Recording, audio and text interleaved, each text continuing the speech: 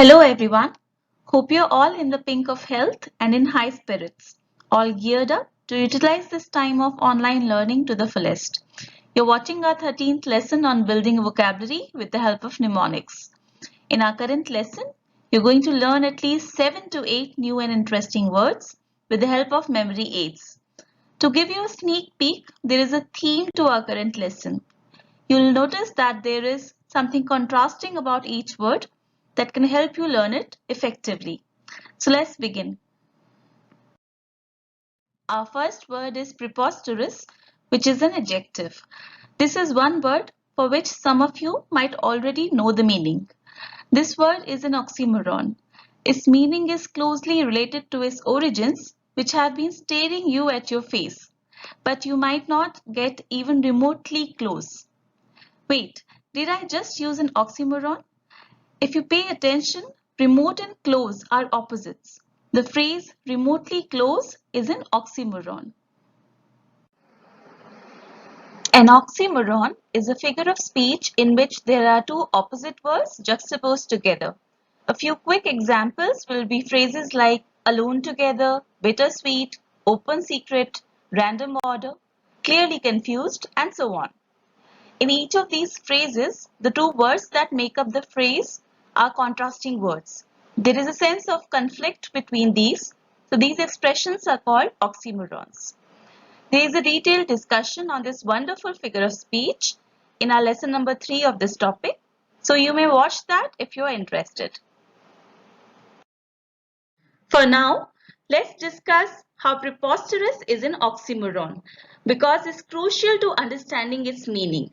The two opposites are hidden in the word itself. Pre means before, like in the term prehistoric man, while post means after, as in the phrase post-World War. So this word preposterous literally suggests that something coming after should come before. In other words, we should reverse the logical order of doing things, which in most cases would be absurd or ridiculous.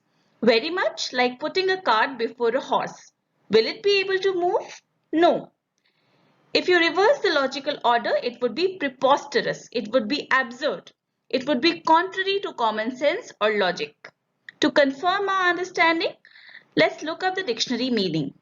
Oxford Dictionary defines preposterous as contrary to reason or common sense, utterly absurd or ridiculous.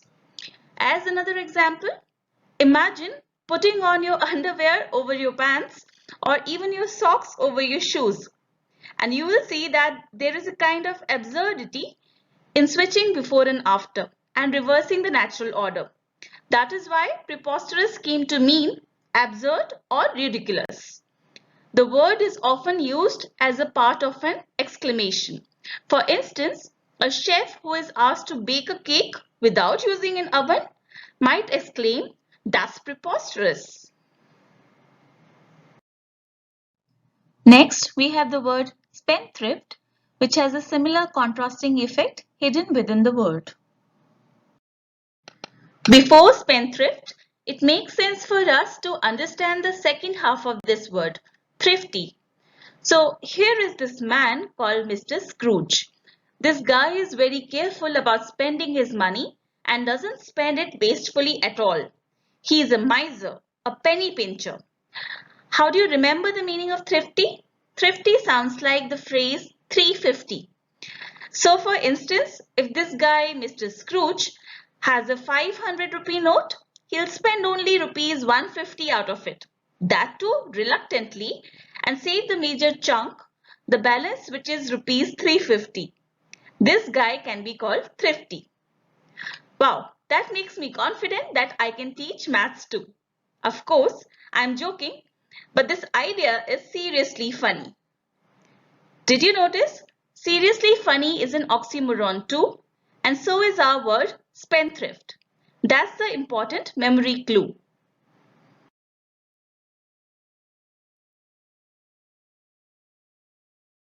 In the word spendthrift, spend and thrift are opposites. A spendthrift is one who believes in the philosophy of spending all of it as against thrifting, spending before thrifting. Much like an addictive gambler in a casino who will squander away whatever money he has. The dictionary meaning of spendthrift is a person who spends money in an extravagant, irresponsible way. So, through this word, you have learned not one, but two important words, thrifty and spendthrift. Moving on, we have the word prosaic. It's an adjective and is related to prose. Now, prose means written or spoken language in its ordinary form. Prosaic is an adjective meaning prose-like. Poetry can be called the opposite of prose. And as opposed to poetry, which is viewed as a more beautiful, imaginative and emotional type of writing, prose is ordinary writing intended to communicate ideas and information.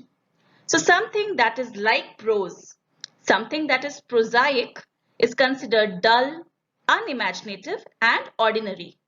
Prosaic describes something that is commonplace and unromantic according to Oxford Dictionary. An example sentence highlighting the meaning of prosaic is, we lead a prosaic everyday life, sometimes interrupted by exciting or thrilling events. Prosaic can also be thought of as opposite of mosaic, which is a beautiful wall decoration made of small pieces put together. As you can see, a mosaic would require a lot of creativity and imagination. In contrast, we have the word prosaic, which means dull, unimaginative and ordinary. These two words sound similar in terms of their endings, so you may use this mnemonic to learn the word.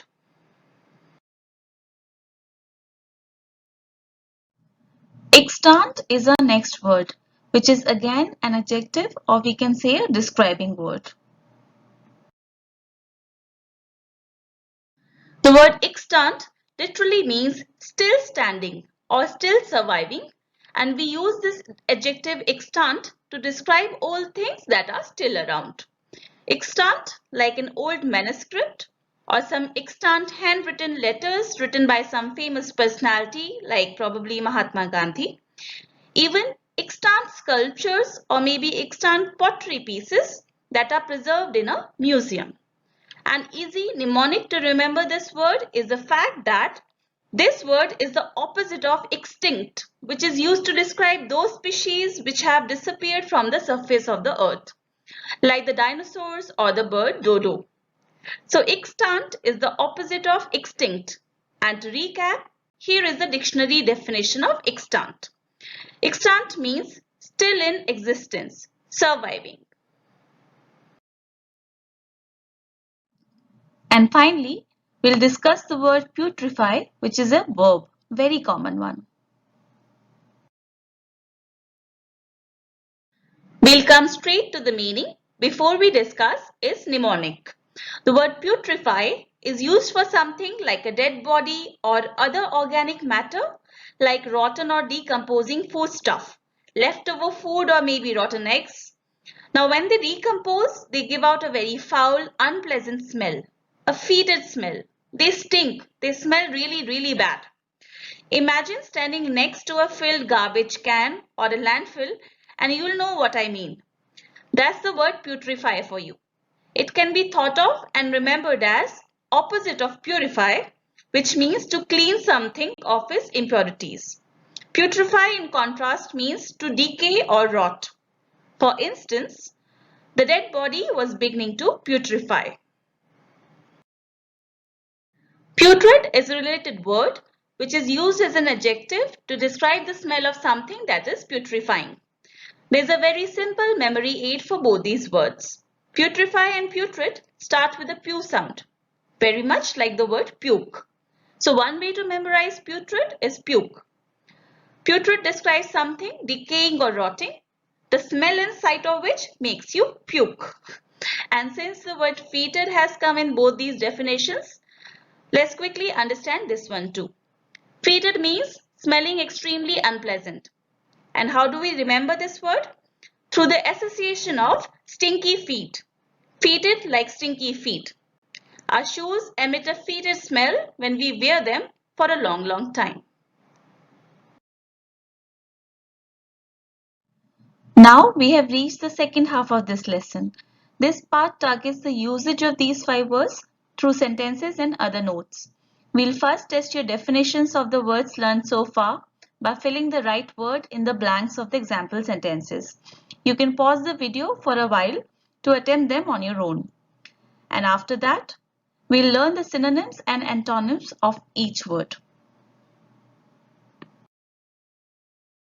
Our first sentence is, the spoilt lad was a dash who wasted away all his inheritance on his insincere friends and lavish parties.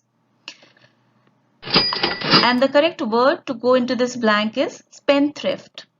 Some synonyms of spendthrift are prodigal, profligate, squanderer, extravagant, wasteful and wastrel, while antonyms would be words such as frugal, thrifty, provident, miserly, scrimping, penny pinching and parsimonious. When the teacher inquired why the girl was late in class, she gave such a dash excuse that everyone in the class started laughing. The word that goes into this blank is preposterous. Some similar meaning words are absurd, cognate, derisory, idiotic, laughable, ludicrous, nonsensical, ridiculous, foolish and farcical.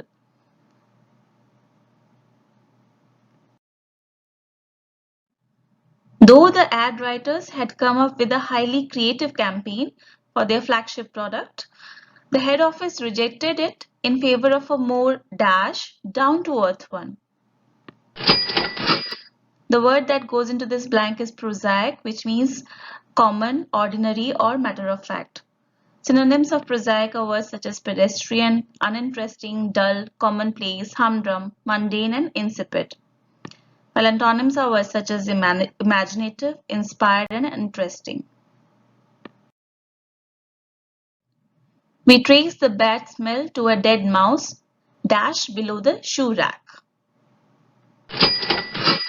And the word that goes into this blank is putrefying. Some synonyms of which are words such as decay, rot, decompose, perish and spoil. The book that stirred up a big controversy is banned and out of print now. However, some copies of it are still dash in private collections or museums. And the word that is left is extant, which will go into this blank. Synonyms of extant are words such as existent, living, surviving and undestroyed. While antonyms would be words such as extinct, non-extant, non-existent and dead.